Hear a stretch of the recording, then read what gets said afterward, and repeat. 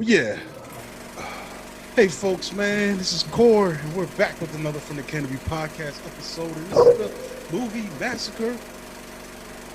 And it's a podcast about film by way of news, trailers, and reviews. And we're joined, as always, with my co-host. We got Evil Corny, a.k.a. Cornelius. What's up?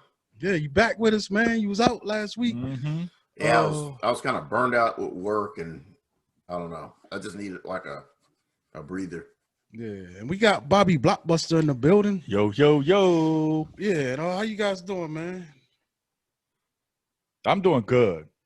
I was giving you a second to answer first, Corny. You know, you can tell us how much I'm gonna see this ship in a minute. Other than that, I'm gonna be good. But I've been having sinus problems this week. We got a chip challenge. We're gonna end with a bang. Right on up. Yeah, man. With a bang, unless you want to take it now, it might fuck up the rest. You mean mouth's gonna be numb for all your reviews. So it might start drooling or some shit. But yeah, man, I ain't got no complaints, man. Everything's good. You know what I'm saying? Shit could be worse, but I try not to say that shit because then worse shit happens. So, you know, I just take it one day at a time. How about yourself, man? How are you feeling, Cora? I'm good. My man. Pretty solid, pretty stable. You know what I'm saying? Not as stable as this movie industry appears to be. So let's go into this news. My first story, Regal Cinema is suspending operations at all U.S. locations pretty much until the end of the year, dude. You know, citing this COVID situation, which is really fucking up, you know, their bottom line. And this makes sense, dude. So it says they're going to suspend operations at more than 500 locations countrywide this coming Thursday. So that's going to be tomorrow, following a cascade of postponements for big budget Hollywood films. And I think the thing that pushed them over the edge, you know, before I read this, they were talking about the fact that James Bond got postponed. And that might have been the last chance of a big blockbuster being released, you know, widely, other than, you know, we got Tenet earlier, but it's been good, but we're still not sure if that film is going to be, you know, ultimately be profitable. It might be like a thin margin they can squeeze out of it. But I think they were holding out for a big blockbuster to come through and pretty much save, you know, the industry at this point. And I would have thought that would have been like Quiet Place too. Did they push that back to that's 2021? next year. That's next year. Everything's gone, dude. Everything we wanted. Yeah, the whole thing about it, like might have been talking about last time I was on. You know, you're postponing these films, and then the ones that's actually showing, you have some of the crappiest show times ever. You know, like Tenet is only here at like 7 o'clock at night. And it might be an 8 o'clock show. Well, all the shows during like between noon and that time to where you could probably be showing somebody a film is not available. And I don't know why AMC is doing this, but you know, and on top of that, it's just 40% capacity. The crazy thing is AMC said that they were going to be remained open in places where they're allowed to be open. And from what it seems to have played out so far, they're losing money to stay in operation right now. Like you're operating at 40% capacity or less. The crowds aren't coming out here to see these things as much. And you're not selling concessions like you want to. You're having to pay people hours, you know, and you're just not bringing that money in. So, yeah, it might have been a bad idea for the ones that did open. I mean, they're operating at a loss right now, even, you know, with the success of, you know, the money that Tenet was able to generate. But it's, like I said, it's very limited show times and capacity is at 40%. So you're not going to have the crowds. Yeah, so it's probably better. I mean, if you can, I mean, at this point, if you cut operations now, let's just say early spring, you could come back. Then all you really got to pay is your rent. You know what I'm saying? Right. The lease for your building and your space. You know, you cut out. I mean, it sucks to be an employee of the movies at this time. You know, you're out of a job, but they can also save on that labor and the food and all this stuff. So until it seems a more, you know, a good time to open. You know? And they might have been one of those companies fortunate enough to get some of that like government bailout money. Well, the thing is, they hadn't done that yet. The thing is, Regal's probably in a better position that where they could sit, but AMC is running on fumes right now. Yeah. Like, I mean, we talked about it before that they had spent so much money, you know, retrofitting and renovating and upgrading a lot of theaters. and just and that hit them hard, dude. You know what I'm saying? Whereas the Regal, a lot of their shit is just been is how it is. You know what I'm saying? So it seems like they've got more available cash flow, whereas AMC is operating right on the edge. Well, you know then what I'm saying? what they need to do is go ahead and start fucking pull one of those projectors out and let a movie play on the side of that motherfucking brick wall and get not all buildings paid are set up like $5 bucks. But not all those that buildings are set up are, like that. I mean, shit. I don't think you save it, Bob. Like you probably just gotta shut that shit down. Like we could think of not, these. Not all buildings, because like most yeah. Like the one I go to is like in the suburbs. There's no way of like blocking anybody that just driving by is gonna see it. Yeah, and a lot of those drive-through setups that I've seen so far, they're showing older films. Like I just saw shout out to Eric. He posted on the social media feed. He was at a drive-through. I forgot what he was watching, but I'm like, I don't know if I would go out for that. like it's a film I've seen a bunch of times, and I forgot what it was, but it sucks, man. Like, we want this shit to work, but we're at the mercy of the Rona, bro. So, fuck the Rona. Yeah. Let's see. My next story, I got one more. Let me see here. Yeah. So this was kind of interesting, man. Apparently, your boy Zack Snyder changed his he's got a lot of new information on this Snyder Cut, dude. So apparently, first of all, the claims that he would not it would not include any newly shot footage, including what Joss Whedon shot, was false. So apparently they will be filming new footage, which means bringing back a lot of this cast to shoot extra scenes. And apparently, coming from this report, this reshoot is turning out to be even more expensive than previously estimated. I think previously they said they were giving him $40 million to finish this film, and I thought that would mostly go to like CG and special effects to dress up the shit he already shot. But nah, that's including new shoots, and so it's going to be about twice the size of the original announcement, which has got me a little worried because I feel like they're trying to use this film to sell HBO Max subscriptions, and I got a feeling they're gonna fall short, dude. You know? I mean, there's only so much they can offer. I mean, like I said, we're all gonna check it out. But my bar is set extremely low. I was not a big fan of the first film, the original. So that's Josh Whedon's cut of that film. So that's what the defenders are quick to point out to me. Yeah, I'm just saying that's the film that they let him make. Okay, well, so if this one is groundbreaking in any kind of way, then I'm sure we'll point out the awesomeness of it. But you know what I'm saying? Like I said, it remains to be seen for me. You know what I'm saying? Yeah, I already got HBO Max, so it don't matter to me one way or another. But I got a feeling if HBO Max wants to fit something or get more viewers, they need to have that platform that on the Roku and Fire Stick platform. Yeah, it is hard to get to. That's limiting a lot of people from getting HBO Max. Yeah, that's probably more crucial than putting out this Snyder Cut, if you ask me. Yeah. Because like I said, man, I don't know if this is going to sell new subscriptions. I mean, and it's a gamble. I'm looking at this price tag, $70 million, and I feel like you could have bought like 3 or 4 indie films for that much that probably could have generated more. It's Warner Brothers, and they owned by AT&T now. They have money to blow. All they're trying to do right now is put sprinkles on the icing on the overcooked cake. And I feel like with this film, there's a very vocal minority of people who are really hungry for this. You know what I'm saying? And they just been winning so far. They've got what they wanted, but I don't know if they're gonna want it when it drop. We'll see. Well, we'll see. Like, people swear by this film, man. They love some Snyder, man, but we'll see. Let me see. What do we got here? I feel like this. My hopes ain't really high for it. I do want to see it, but at the same time, it's just like the same problem I had whenever they were making the original Suicide Squad and Batman vs Superman and Justice League. Make the shit. Shut the fuck up in between all that. I don't see pictures of shit. Don't show me Batman on top of the Joker's car. Don't show me a Joker's car. I don't know if that's going to just make the shit. My thing is this, that didn't ruin those movies for me. I'm just saying. But my thing is it's more hype than it needed to be before anybody actually saw it. Remember, there was a time when there was the theatrical release, and then when they dropped the physical media, they give you unreleased or or unrated director's cut with a little bit of extra features, and you still just pay the regular DVD price. So like to make not all the time. to make a big skeptical of this, like with the Peter the Jackson.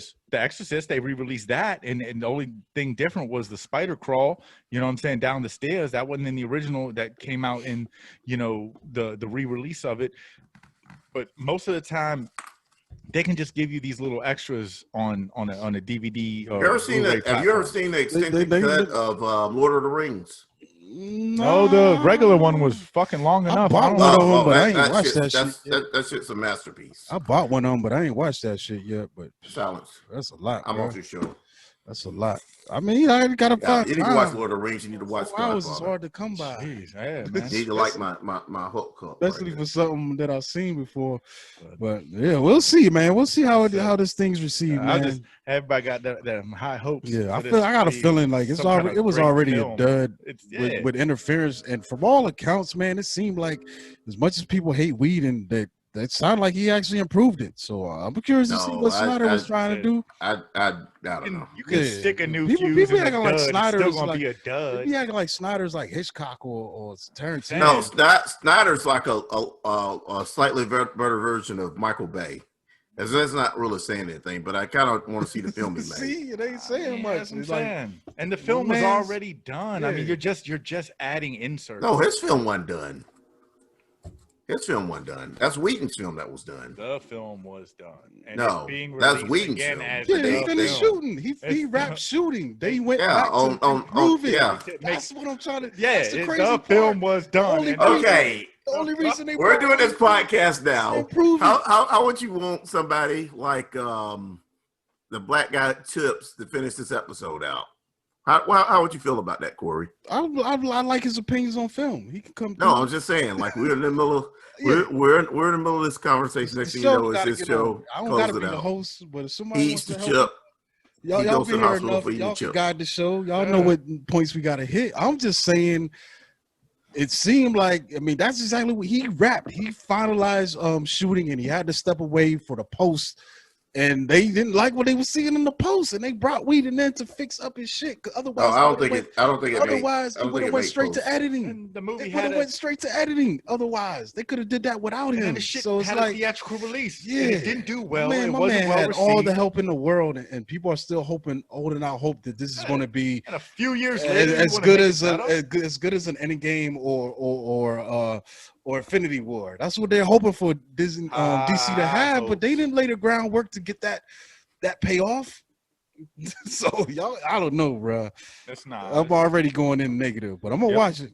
I'm gonna watch it too. But like I said, I mean, all right, we got enough words on that. Let's go into this day in film history.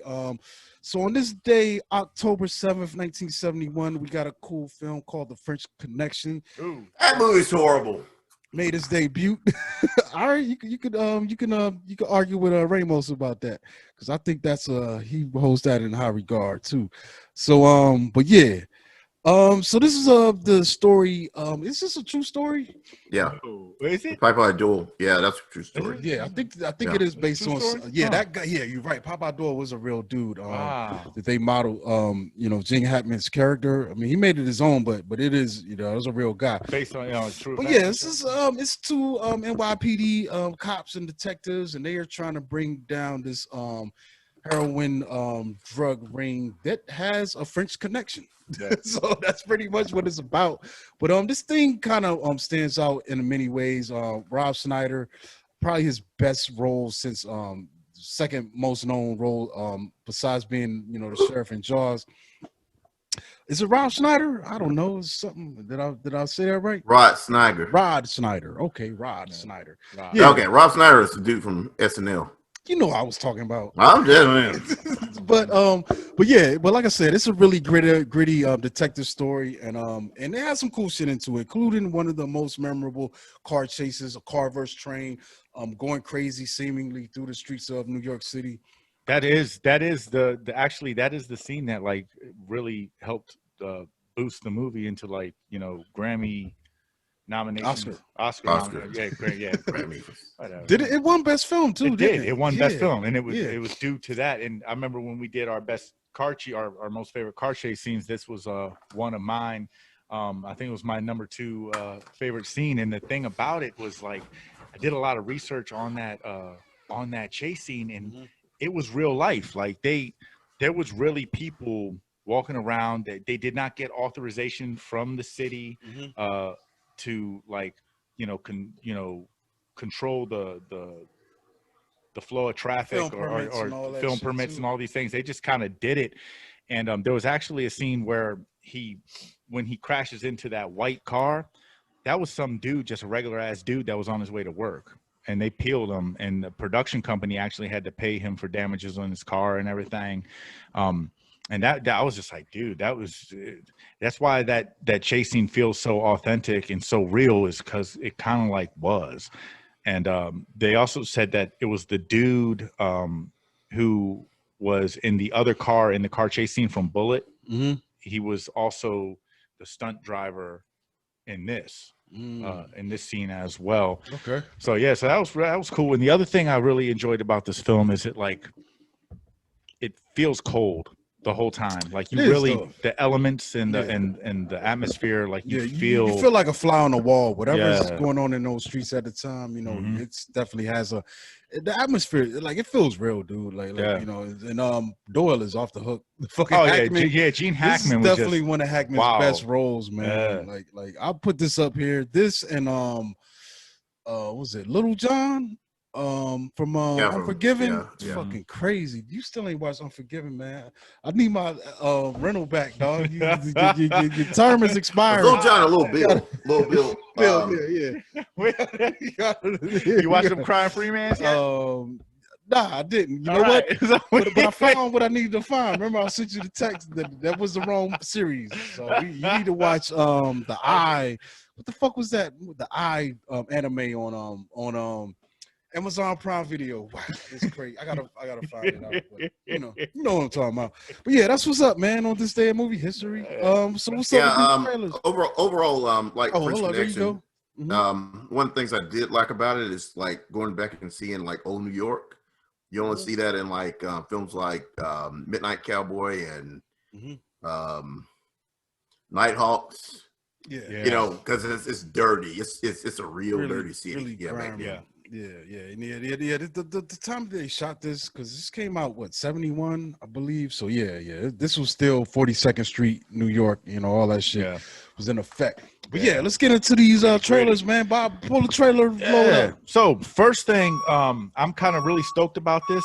We got the first trailer for the remake of The Witches, which and the original one, I want to say it dropped in the early to mid 90s. Which witches is that? The Bette Midler witches, or we upgrading? Getting considered? They modernized it too. I mean, they brought it to America too. And it's going to be directed by Robert Zemeckis. Yes, Zemeckis. So that's what's up.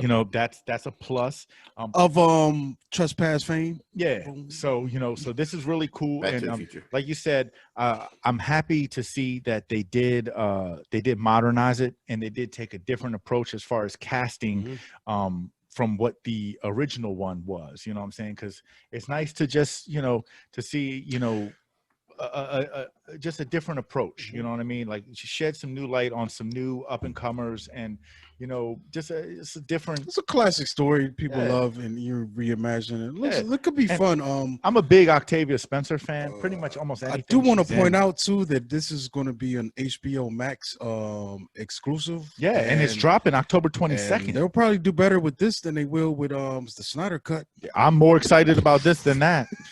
I mean, I'll say that with my chest. But yeah, it drops on October. Yeah, but the whole thing is, it's not like you go into a box office. It's just like somebody turned the TV on. You know what I'm saying? That's cool. You still got to pay for that subscription. I'm all right with that. As long as they got Apple TV. Turning the TV on ain't gonna give me the Rona. So, but yeah, so it drops October 22nd, right before Halloween. So there is that with that, and that is awesome. Okay, what else you got? Another one that I got following the same Halloween theme is a film called Spell.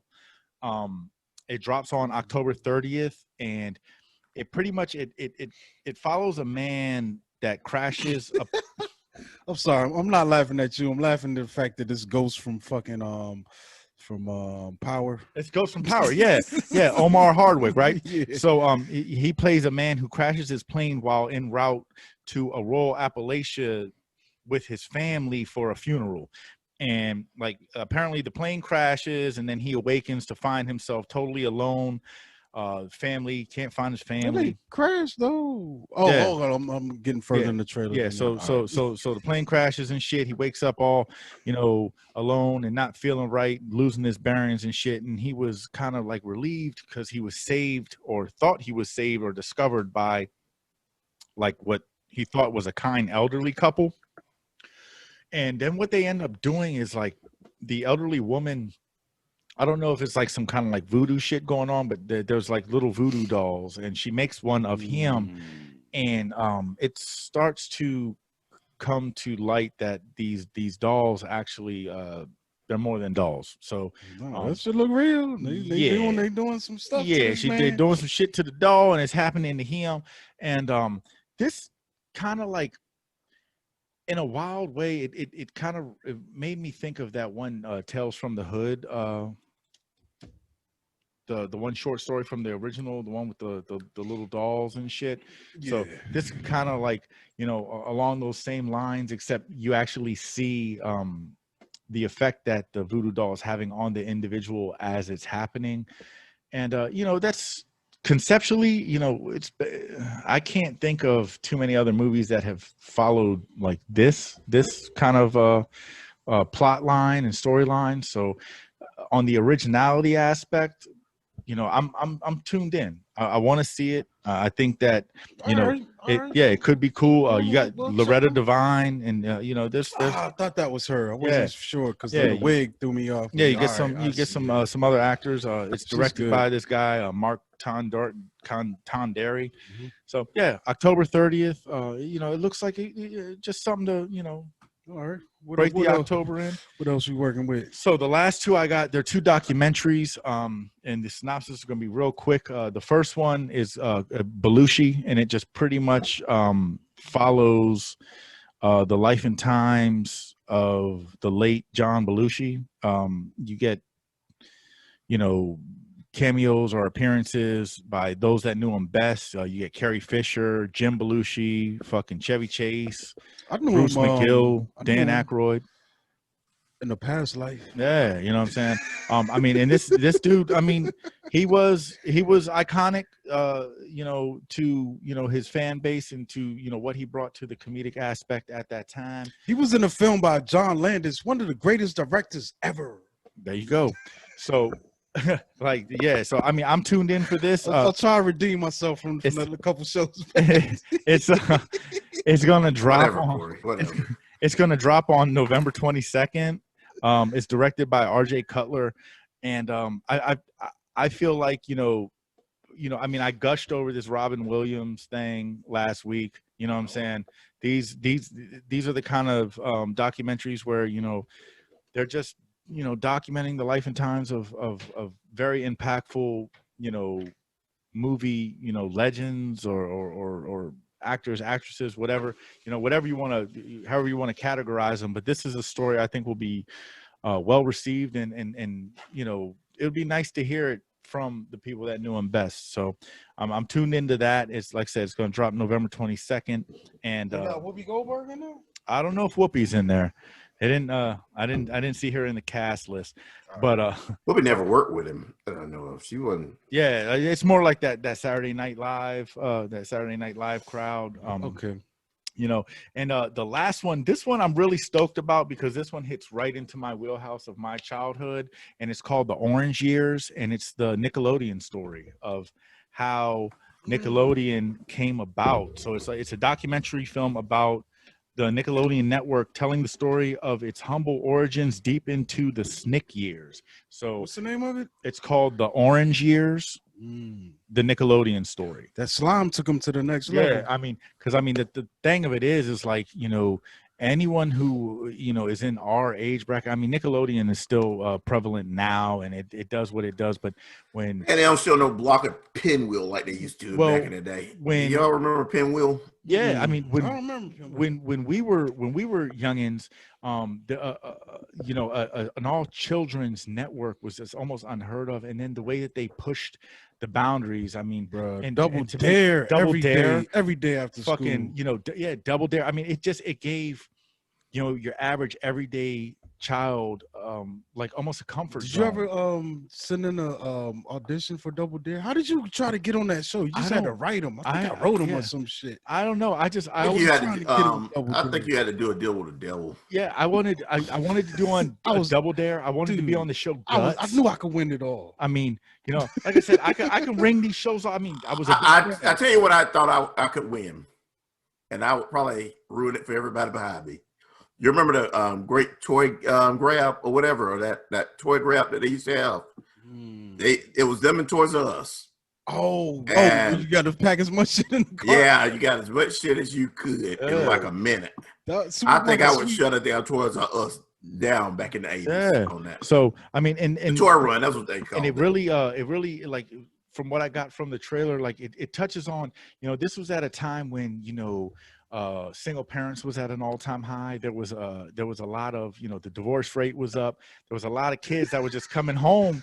And they were from the documentary. Yes, from the trailer. No, they're from the you're reading into that a little too much, Bob. No, I thought he was really considering this on his own. No, I got this from the trailer. This is what was high. Yeah, no. So I mean, no, but what it was, parents got to split up. There was a lot of kids that was coming home and having a single parent. You know what I'm saying? You're fucking, your single parent, your caretaker is gone at work, and you're kind of left to your own devices. So to watch TV, it kind of gave you a sense of comfort to see other kids that just. What do you mean old devices? You only had a TV and a Nintendo back in the day. Hey, well, I mean, there's a lot of devices out there. I'm gonna watch this. Yeah. So what are we getting this on? Is this like a Netflix or is it a? It says it's going to be streaming November 17th, 2020. I would have put this in a free market and just rent it. Yeah. So, I mean, I'm definitely going to check it out. Like I said, I was a big Nickelodeon fan. All the, the cartoons and everything, Rugrats, Ren and Stimpy, Doug. Danger Mouse was like the first one. Rocco's Modern Life. That's all that shit, man. No, that's it for trailers. Okay, so, yeah, right. man. Well, let's get to our review section, man. This is where we review things that we've seen so you can enjoy them or avoid them. You know what I'm saying?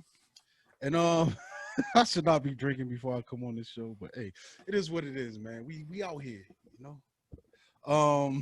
We out here, Cory. We out here. We out here. So look, this is going to be my first review, and it's going to be a film called. It's probably our best film of the week, to be honest. I don't know what else you guys have seen, but this probably hit me the most. Vampires. What is it? Versus the Bronx. So what Vampires versus the Bronx. I thought you were about to say Velcro. And honestly, like the only thing that made me click on this is it's just silly. Like the name alone, but the Bronx. But I saw that I looked at the trailer and I saw the kid Mero was in it from Desus and Mero, and I really love them. I love their podcast. I love the show. I love the brand is strong. If you're a fan of them, you're gonna know what I'm saying. The brand is strong, and I felt like the brand was strong in here because this is a vampire story. I think these vampires are from the Ukraine, maybe. Was that what they said, or Eastern Europe? But for some reason, they've decided to try to infiltrate the Bronx, and they're doing it kind of it seems to be a gentrification stream, which is kind of a thing in major cities everywhere across the country. Gentrification, that's a hot topic. But these vampires seem to be real estate agents at first, and then what you realize is they're trying to open up properties where they can fit as many coffins in as possible, and kind of feed off of the local population. You know what I'm saying? And a group of kids, they get wind of it and they try to stop them. And I thought this thing was cool. Yeah. Maybe I could be hit or miss on the synopsis, but overall, I thought it was fun, man. This is a really fun film, and in the vein of Monster Squad or even Attack the Block. I was gonna say Attack the Block. All day, Goonies. There's a little bit of that, just from the point of view that you got these kids who are most aware of it, and they are, trying to stop these vampires. But I thought this thing had a lot of heart, man. There is some shortcomings. They're working with a budget, but the crazy thing is they pulled out some real star power. Method Man as a priest. Yeah, Method Man is a fucking priest. But also the star power that they I mean, shit. Then you got Zoe at the beginning. Yeah, Zoe Saldana. And it was just great, man. Like the cast was dope. Like you said, Zoe Saldana. And also my man. At first, I thought I was like, "Yo, is that my man from the Green Book?" But it's not. It's the dude. I thought it was more Vigo, but it's not. It's Shea Wingham. But he looks a little bit like Vigo, but he's great too, man. Like I said, he had some star power to back these guys up, as well as the kid Merrill. He plays the local bodega owner, because that is a subplot. They're trying to raise money for the bodega owner so he can keep the store alive and pay the new rent, from the gentrifiers. But this thing is, like I said, it's fun. It had a lot of heart, and I had a really good time watching this. It was way better than it needed to be. The thing is, also, is like I love, like, it really emphasizes, like, love where you're from. Like they had like the neighborhood, the kids. I mean, everybody. They were just so proud of where they were at, and just trying to do the best for their their community. And I think that was really great. And it also really expressed the importance of like friendship and camaraderie. You know what I mean? Like, the three little dudes, they're in it to win it, man. And they had each other's backs. And, as with most of these films, like that follow this credo, like you said, Monster Squad, or even, like Lost Boys or things of that nature, they don't have no support from anyone, because no one believes that this shit's happening until it starts to happen. It was too late. You know what I mean? And on that note as well, I really appreciated what we got from the vampires. I like the look of them. I thought they looked really cool. They look like them 30 days and 30 nights. Yeah, like kind of like or even like in the Lost Boys when they transformed. You know what I'm saying? They kind of had that. It didn't look CG'd up. It really looked like just like old school makeup and special effects. Kind of. It had a certain older school undertone to it for a very fun, entertaining film, and it's a lighthearted horror. It's not. It is PG-13, so don't expect a lot of crazy gore. Yeah, but I think it's cool because it is a more comedy horror. So you got that aspect, but overall it's just really entertaining. It was a fun film, and it's one like you can watch as a solo soldier, or you can bring the family together and get some fucking pizza, popcorn, and shit. And ain't nobody having no nightmares off this shit. I'm having nightmares over it. Don't tell me I'm not. What did you think about it? I really liked it. I wasn't expecting much at all from it, and really enjoyed it. It was a good watch. This morning when I was drinking coffee and doing laundry. Yeah, it was good enough, man. It worked for me, dude. Like I said, especially a sleeper. Like I didn't. It wasn't right on my front page, but once it came up I was like, "Fuck it, man. Let me watch this shit. Ain't shit else out on here." I mean, and it's a Netflix. And so I think it might be trending now. It might be in their top movies at this point, or it should be. I mean, because I enjoyed the hell out of it. Yeah, it's definitely fun, film. And it's one I would watch again. I'd double back, and as a matter of fact, if given the opportunity, if I can find it, I would definitely buy like a DVD or Blu-ray of it just to have it, because I know. I would definitely go back to it. Yeah, they gotta make a Universal film, so it's no telling when we'll see it on they gotta make a new one. I feel this might have got like a couple weeks in the theaters if it was normal times. I could see this dropping right now, especially going into Halloween. Just but all right, what you got? All right, well, shit. This is the one I really just don't even want to talk about this one, but I'm going to. It's the number one trending movie, film, documentary on Netflix currently right now this week. It's a hard watch. It's called American Murder: The Family Next Door. And it dropped on September 30th. And pretty much it's just it's a true American crime documentary directed by Jenny Popplewell. And it tells the story of the 2018 Watts family murders, which took place in Frederick, Colorado, not Frederick, Maryland. It mostly just it recycles the. Is this the one where, like, I keep seeing this when I look at the trailer where we saw the abduction kind of look like it happened on camera from the Ring video? No, the guy, he I mean, pretty much he was being accused of killing his wife and his 2 young children. They were like 3 and like 1. And it's just, it's fucked up. I mean, the whole thing, it like I said, it uses these archived footages, pretty much like social media posts, text messages, law enforcement recordings, and home video footage. And it was one that made the social media circles like it. Because apparently the young woman who lost her life, she was heavy in the social media circuit, like posted almost everything on a day-to-day basis pertaining to the children and the lifestyle that they were living. Everything was seemingly good, and this dude he was on some other shit, and it's really I don't know. I was watching it and it's gut wrenching. It was gut wrenching to see something of this nature. Because I mean, we know these kinds of things happen because we hear about it, in the news or whatever the case may be. But when you see live footage and you know, it's something about the visuals. You know what I'm saying? When you can actually put put something on camera to collaborate with what you're being told, it seems to hit harder, at least for me. You know what I mean? Like, hearing it is bad enough, reading it is bad enough, but then seeing it as it happens, it was really, really rough, and it was truly sickening to see how fucked up some people in the world really are, not just mentally, but I mean, I have no respect for anyone who hurts children anyways. But as a parent, like, your number one job is to protect your children, your children, whatever.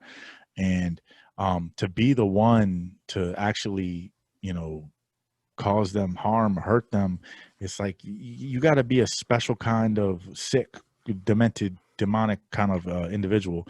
So but nevertheless, it's getting big buzz, so it's on my queue. I added it to my list heavy to watch, it's about this happened? In 2018. 18? Okay. Yeah, 2018. And like I said, it just dropped. It is the number one movie on Netflix right now. Everybody's watching this shit. That's why I stumbled across it, because after I watched Vampires in the Bronx, I just went to, what's the top 5 movies, and this was it. So I was like, oh, fuck it, I'll give it a chance. I really do like that ranking system that they do. So just to keep you abreast of what's trending and what's popular. Sometimes I'll at least find something on there that might be interesting. I never find anything interesting. And I mean, I'll forewarn people. I mean, it is interesting.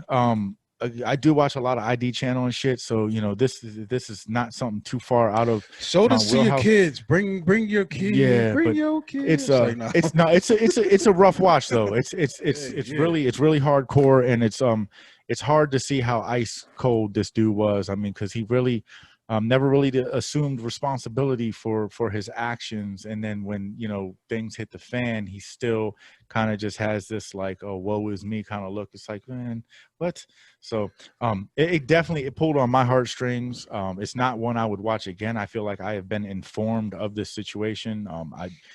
I do think it's worth watching, but it is a hard watch.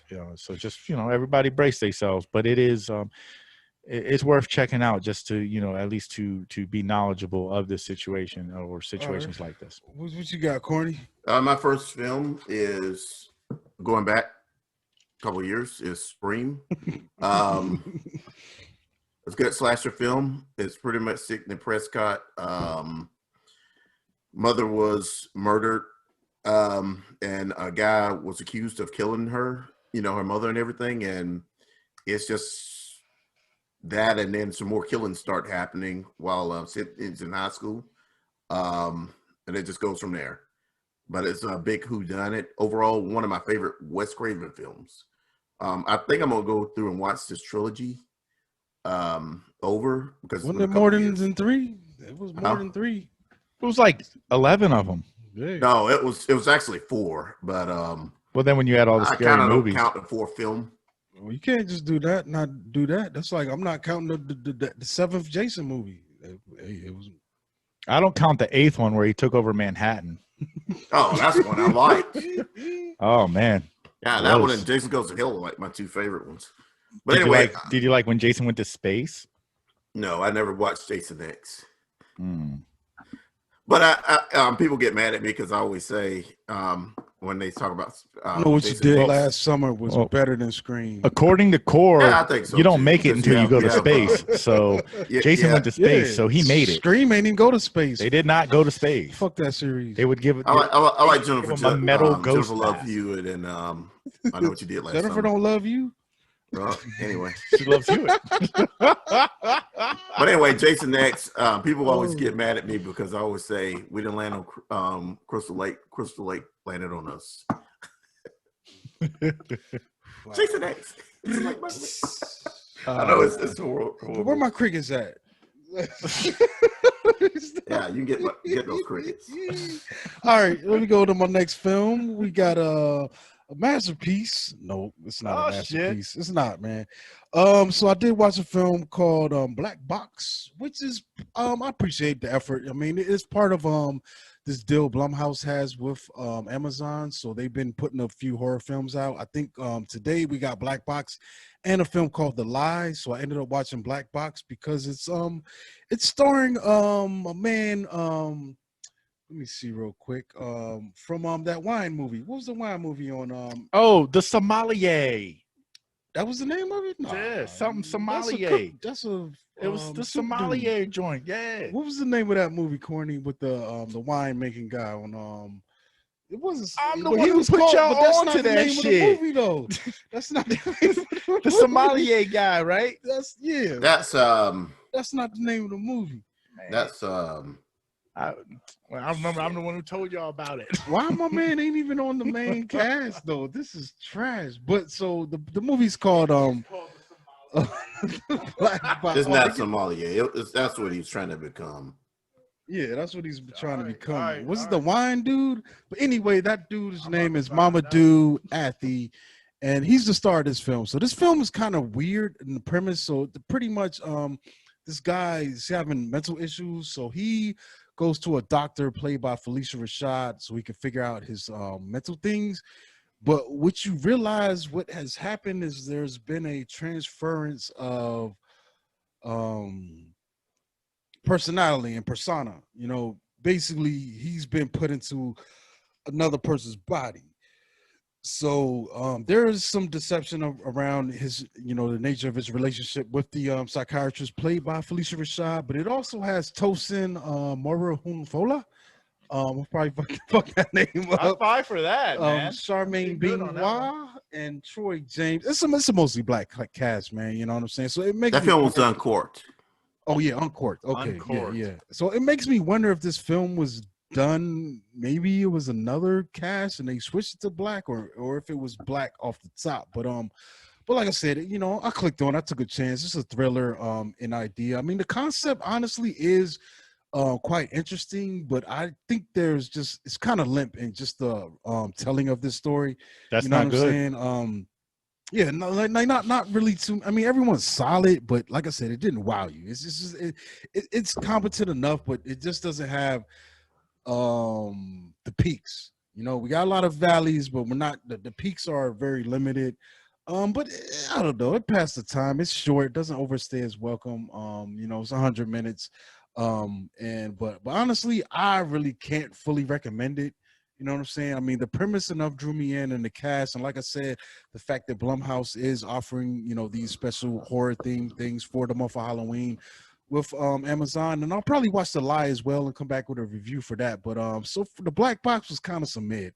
If I got to give it a number, it's probably going to be 2.5, to be honest. You know what I'm saying? Sounds and I gave it a shot because I like the main actor in Uncorked, and and Felicia Rashad can be good too, man. That girl from Get Out? No, it's not. Look, I did. I had the same impression. Okay, but she's not, because she looks like the maid, the one that was crying. That was crying and smiling. Yeah, definitely looks like her, but it's not.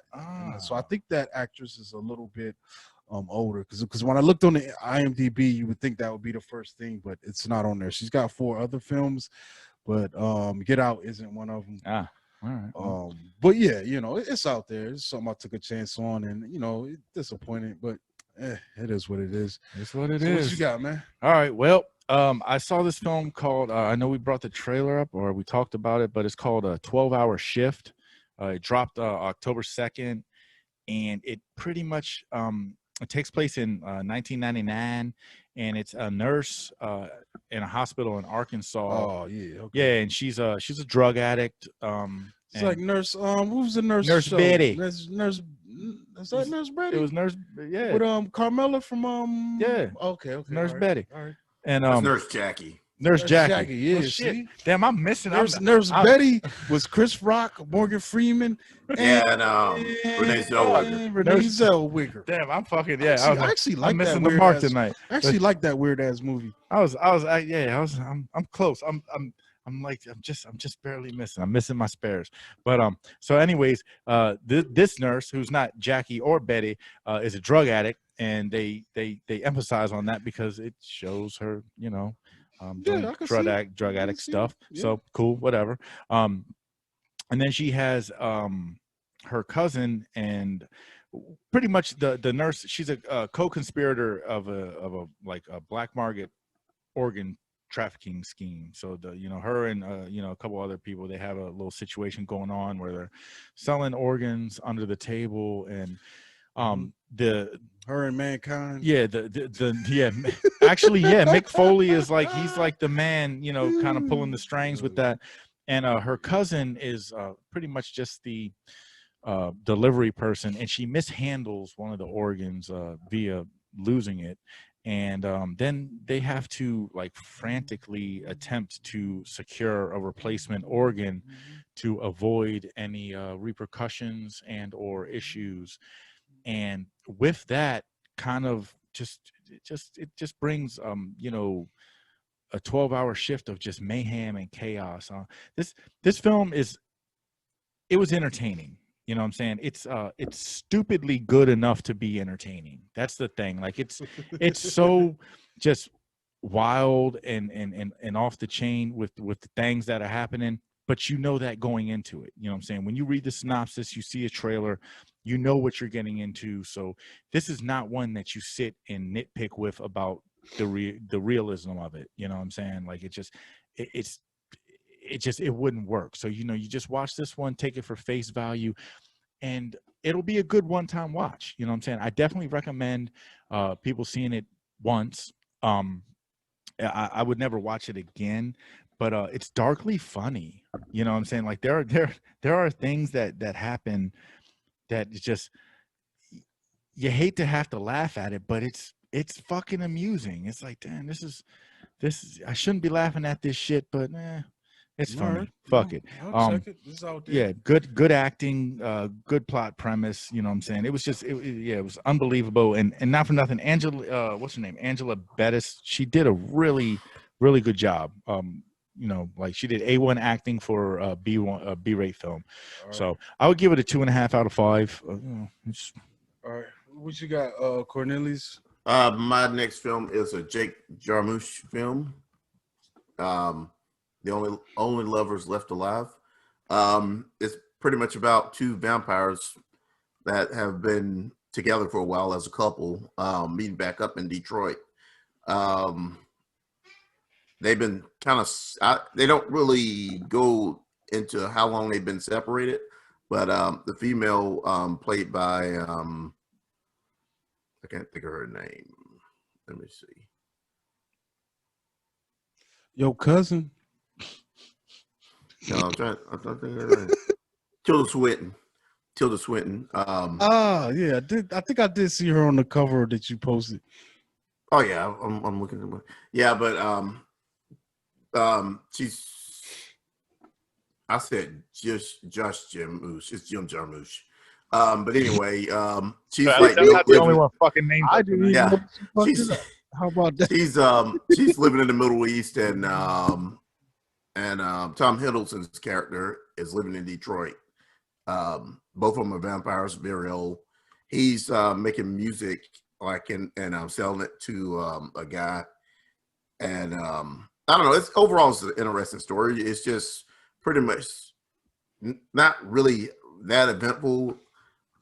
but they're just going over their lives together, Okay. So pretty much in a nutshell, what you just said, they lived an uneventful life. They are vampires. Her sister, played by Mia. Mia Wallace. Yeah, whatever her name. She's actually Kowski. Hey, let that She's actually played Tilda Swinton's sister in this film, and she's kind of a reckless type person. Even though she's a vampire, she's a little bit more addicted to blood. They kind of go into how a lot of blood now is kind of diseased because people use drugs and stuff, and they have dealers or whatever. Man, like you better get that weed and you. So they won't take no tainted blood. Is that what you're saying? Like, yeah. So if I hit junk, does that keep me safe from them? They pretty much buy their blood. They pretty much buy like good blood from doctors and stuff. Want the blood, like blood farms all and in stuff. it. Oh dear. Yeah. You don't want to make it. That's what the blood. You don't want That's to the make blood it. I'm drinking. Oh dear. You're gonna be lit. Yeah. No. And then you like, yeah, shit. trying to Oh, fly. is this back on me? Yeah. Let me see. But overall, I love the film. It's probably my third or fourth time seeing it. Jake Jarmusch also did what's the vampire film last year? The whack one. It was Yeah, a that's the zombie one movie. y'all thought was whack. It was a zombie movie. The whack vampire. The Dead Don't Die. Zombie. Yeah, he directed The Dead Don't Die, and he also Oh, that was directed stupid. Ghost. Yeah. That was stupid. Yeah, he also did Wiggity Ghost wiggity Dog. whack. Yeah. Whatever. Hey, Wow. you gotta represent. Like when your favorite directors make some bullshit, Zack Snyder, you gotta call them out because they're not gonna get better. That wasn't really a werewolf film. Not werewolf film. It was a zombie film, just like any other type of zombie film. It was a stupid movie. All right, I didn't see that one. It's more of an artistic film. That's all I gotta say. That's just like Only Lovers Left Alive. It wasn't a typical vampire film. It was just a different. Next time, I'd rather just go to an art gallery than watch one of those artistic films. If I want to stare at paintings, I'm gonna just do that. Okay, whatever.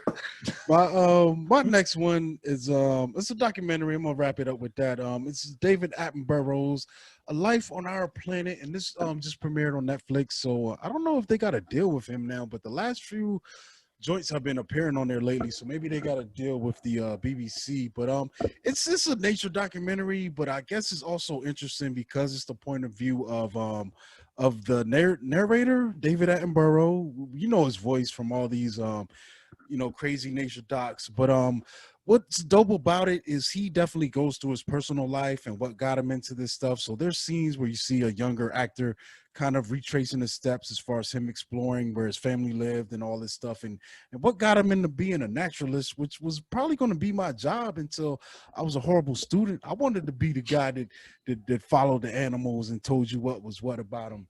You know what I'm saying? That's what I wanted to be. I could see you out there. Look at this macaroni penguin. look where I'm at trying now, to fly. man. Yeah, Corey's like crikey. Yeah, even better. I'm the host of From the On the Canopy Galapagos podcast. Islands and shit.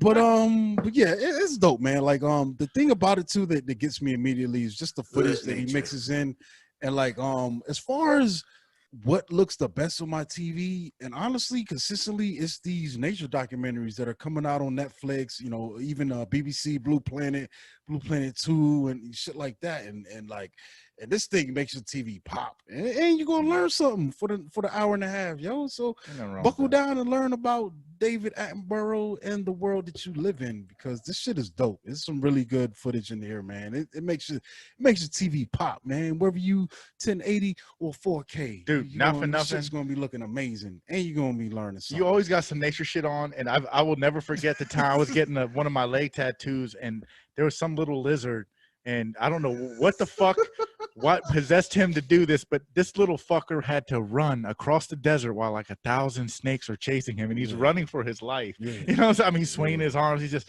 running. Shit. That's that real life shit. I mean, that shit was so intense. Definitely go out and vote, but the real struggle is that lizard on the beach. Oh my life God. is that simple, bro. All those snakes.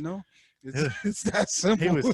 He was running for his little life. Yeah, check it out though. It's called David Attenborough, A Life on Our Planet, and it's on Netflix. There we go. All right, so my last one, it's not funny, but it's a film called Clown. Is it about Trump at the debate the other day? I could have been, yeah, because that's what Biden called him, clown ass motherfucker. But no, actually, this film, it's wild. It has a crazy backdrop story. It was a little like a contest some years back. It came out, I want to say in 2016, but it was like 2015, 2014, and some little area is like in Wisconsin or some shit. I don't know. They challenged people to write these little short horror stories, and these two dudes they wrote this short story, and Eli Roth caught wind of it, and he actually took the film or took the story and made it, passed it along to his cohorts and whatnot, and they made a film about it. And that's how I stumbled across this. That's how it was brought to my attention some years back, and this film is really fucking good. It's creepy as fuck, but it surrounds a loving father who becomes a savage killer while wearing a cursed clown costume that won't come off. So pretty much in a nutshell, he's a good guy, good husband, good father. He's trying to throw a birthday party for his kid, and the clown that he hired duffs the party. So him being a real estate agent, he's trying to sell this house. In the attic, he finds a clown costume and says, fuck it, you know what? You want to sell my kid short? I'm gonna put this costume on. I'm gonna go be the clown. And in all aspects of that thought, it's commendable. You're doing a good thing. And the only problem is that the fucking suit don't come off, man. Like it just, and then as he goes through the course of the movie, it's kind of almost like the transformation begins. I don't want to say he gets possessed. He almost starts to turn into this entity that is the suit. And it's pretty much a child killer. You know what I'm saying? The clown is it kind of gets you into like the origin aspect of the clown, which is kind of very demonic and not good for the little ones, the kids and shit in the world. So but this movie was refreshingly original. You know what I'm saying? As far as a horror film goes, it's gruesome, it's raw, it's unrelenting, but it's effective. You know what I mean? And like I saw it a few years back. I own it, and I wanted to dive into this one because I know we want to start getting some horror features going on for the Halloween. And this one, like I said, it never got a theatrical release. It's a B-rate, but you get like some really good acting. It's got a high emotional compass. What you get from Andy Powers, he's actually the one who plays the father that turns into the demonic clown. And you can't help but to feel bad for him, throughout the course of his transformation, even though he is, he starts to do some very, very not cool things. You know what I'm saying? But the film was a lot more emotionally charged than I expected. It will start to tug on you, on your heartstrings a little bit. I strongly suggest it. It would get a solid 3 out of 5 for me. But just I want to give fair warning that it is very like graphic, violent. Man, they got ratings for a reason. Yeah, it's great. Yeah, Cory. Yeah. I mean, I'm just tossing it out there. I'm just saying it's going to give you a lot of that stuff going on. It's definitely rated R for a reason. And it does show a little bit of like violence to done on kids, which I don't like seeing that, but I do like fuck them film. kids. Hey, we all have our thoughts, so yeah, so I do I do strongly recommend this, especially with it being October, the Halloween season in full effect.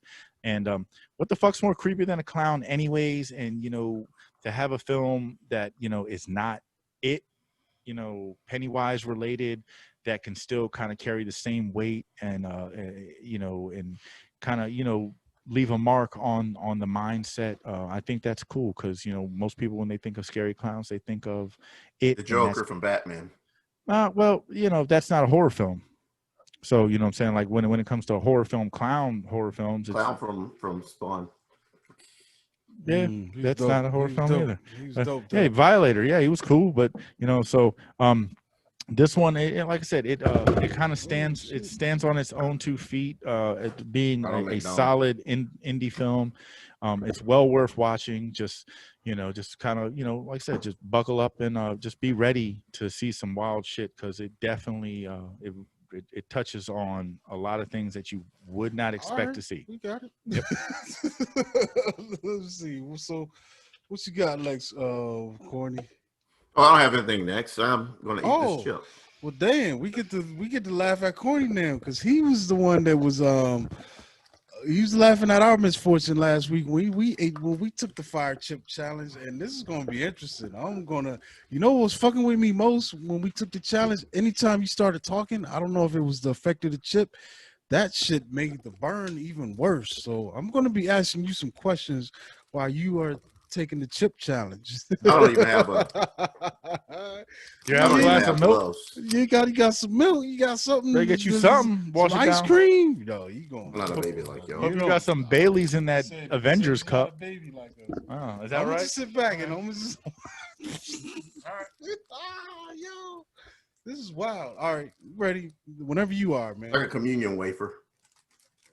Y'all ready? Yeah. Are you ready? Yeah. Are you ready? Are you ready? What if you just take? You better swallow it clean, man. Don't let that go down the wrong pipe, because you're gonna be. Yo, if he eats this thing and doesn't react, Corny's a psycho. If he don't react to this shit. Hey, look, this is crazy. You see? Yo. I don't know how long he's gonna be able to keep that. Look, he's just gonna break. He's trying to keep talking so it will keep chewing. So I don't know, bro. No, how you feeling? No way. Hot? I just chewed it up and swallowed it. Okay. It didn't do shit to you? Nah. It's hot, but I've had hotter. What the fuck? Yeah. What the fuck do you eat in that air fryer? They have habanero chips all the time. You guys are babies. We weak. I don't feel like we weak, man. That took a lot of my. Look, we're gonna sit here. It took a lot of my strength to get that chip down. Yeah, hold man. it down. I mean, I got it down, but that shit was burning. Look. I am sweating though. Look, I don't know, dude. Hold on. Yeah, let's kick it. Yeah. Yo, how's Yo, what the fuck? This is insane. Was that a real chip? Did you repackage that and color it with a Sharpie? I'm gonna drink a little bit of water. Look, drink some water. That's it. Oh my God. That water's gonna make it It's gonna worse. make it spread. Yeah, water don't help. That's okay. No way, dude. Stop it. This is crazy. That's it. Damn, Yeah. I don't even. What the fuck happened? I thought I was. I'm gonna drink a little And I'll be liking spicy stuff. So how the fuck is this happening? That people seeing it. That was the real chip. Damn. That shit was hot. We not soft, Bob. No, it's not so. That shit was fucking hot. That shit was hot. Fuck. It is a hot chip though. Damn. See, yeah, look, I see the eye a little bit. Yeah, I swing the water a little more. Keep hitting that cup. Uh-huh. It's doing Only so much water you can fit in that 8-ounce coffee mug. You don't need a refill? Oh, You that's guys are babies, interesting. man. That's wild, Oh, this bro. is insane. We might just have to cut the commercial. Because I thought it was going to be a lot worse. Damn. Well, this has been Cory. You can catch me at Monkey Blood on Twitter, Instagram. Follow the podcast at FromCanopy. You can email us at FromTheCanopyPod@gmail.com. You're moving around a Look little. at Bob. You like think I'm gonna start crying or something? No, just watch it. Shit. You guys so No. wild. I am sweating though. Yeah. at least that were, yeah, see that shit had me coming out my motherfucking hat. I had to wipe my head. But yeah, this Bobby Blockbuster. Oh my God. You know, the shit. I'll be on the next show, and you know, we'll talk some more film, and then you know, fuck around with the fuck around. All right. How can they reach you, Corny? Where you at? This is Cornelius Bros. You can find me on Instagram, Cornelius Bros. Twitter at Cornelius 1976. On Facebook, Cornelius Bros. And on TikTok, Cornelius 1976. I don't see how you ate that. And I'll be. Oh yeah, I eat a lot of hot stuff. That was like eating a I battery. am sweating though. I am sweating right now. A 9-volt. You know what I'm saying? Yeah, that is amazing, dude. I mean, you seen it happen here, right? Yeah. Live on the podcast. Damn, that's wild, bro. I'm gonna send you the nut challenge when I find that. If I find that in the store. What kind of nut you talking about? I don't know, but it's got ghost peppers. But maybe that ain't gonna work on you. Oh. Damn. Dude, I am sweating though. I'm gonna send some. I'm not burning up like y'all were. Dude, That shit made my lips numb. I'm gonna send some of the concentrated podcasts and see how they do. But yeah, we out of here, folks, man. We're gonna catch y'all next time. Stop.